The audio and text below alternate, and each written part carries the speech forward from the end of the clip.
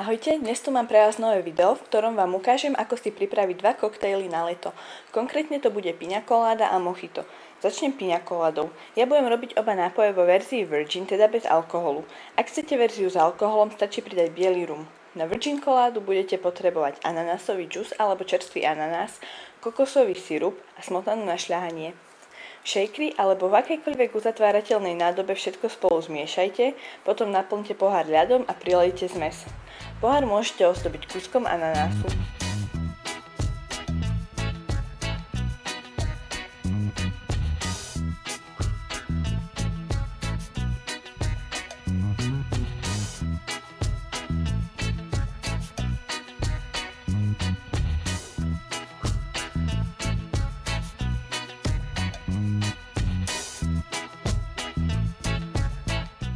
Teraz prejdem na mojito, alebo v mojom prípade teda na Virgin mojito. Potrebovať budete limetky, trstinový cukor, čerstvú mätu a sodu.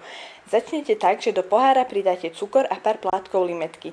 Následne to popučíte, aby z limetky vyšla šťava a zmiešala sa s cukrom.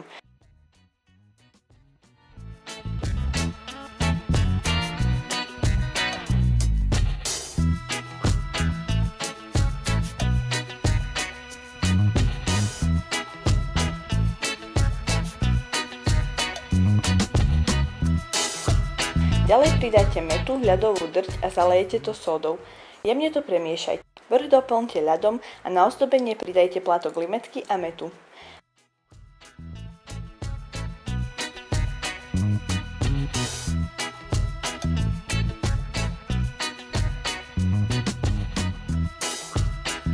Ak sa vám video páčilo, môžete ho označiť lajkom a ak máte takéto miešané nápoje radi, určite mi dajte vedieť dole v komentároch.